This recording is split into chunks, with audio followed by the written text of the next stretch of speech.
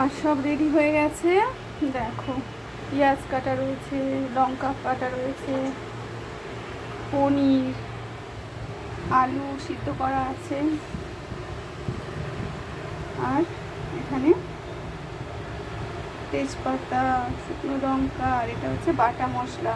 এর মধ্যে সব কিছু দেওয়া আছে, আদা রসুন জিরে পেস্ট,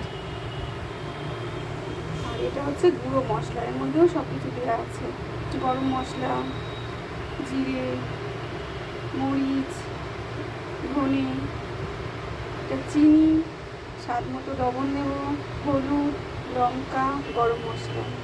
তেল গরম করতে দিয়েছি কড়াইয়ে। এবার এক এক করে সব দেবো। পনিরটা আগে দেবো, পনিরটাকে আগে ভেজে নেব।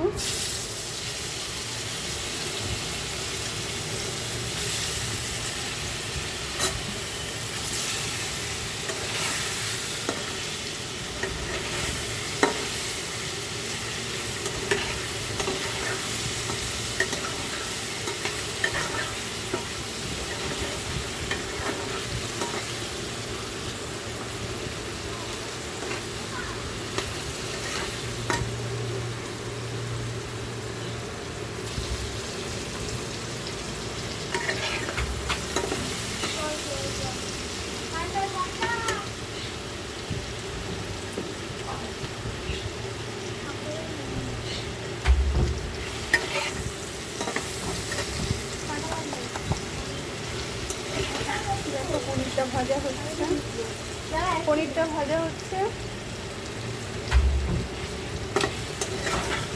আর একটু লাল লাল করে ভেজে নেব।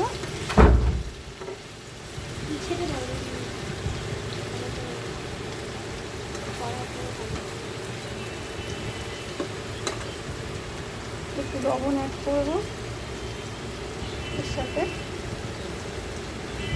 একটু হলুদ অ্যাড করবো।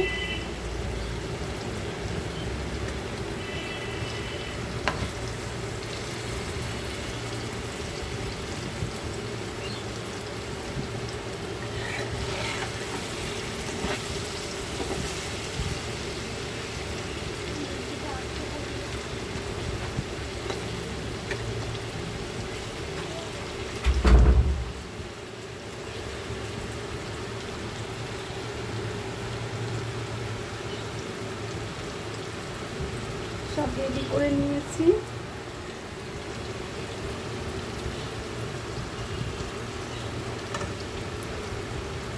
এবার পনিরটাকে তুলে নেব। পনিরটা ভাজা হয়ে গেছে, এবারে দেব তেজপাতা আর শুকনো লঙ্কা। যেহেতু গরম মশলা গুঁড়ো করা আছে ওই জন্য আর দিলাম না।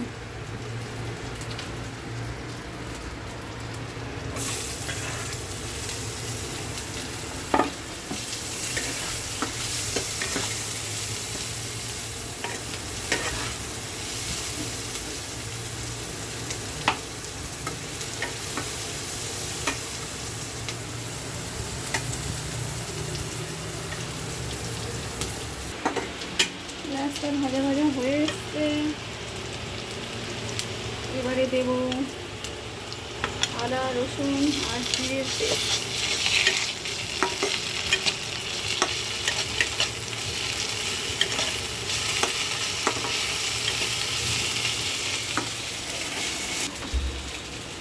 সব একসাথে দিয়ে দিলাম, নুন চিনি ভাজা মশলা, লঙ্কার গুঁড়ো,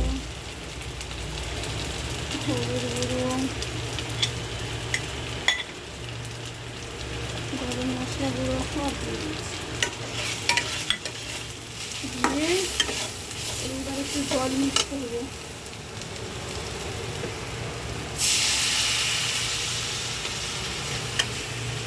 হাইজিনটা মেনটেন করতে হবে, তাই জন্য একটু তেলটা কম দিয়েছি।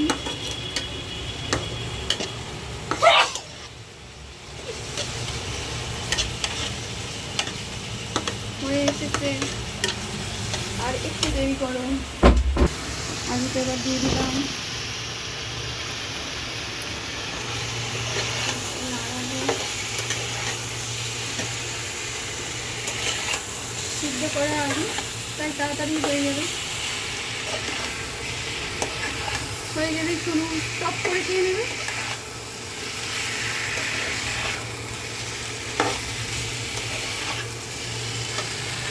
লাল লঙ্কার গুঁড়ো অ্যাড করবো।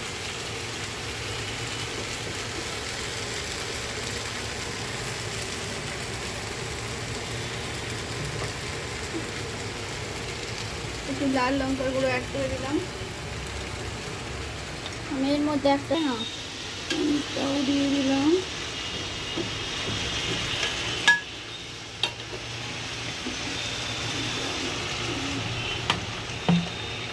আর নয় কিন্তু দেখুন না,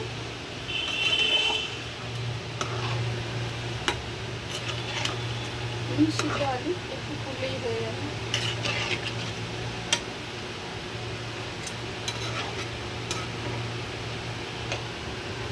হাতে বলা জানি না, এই খা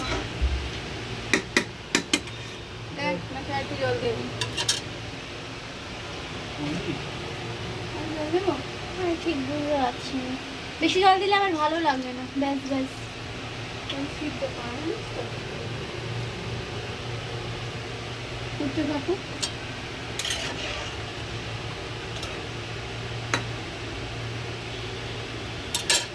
এখানে কাঁচা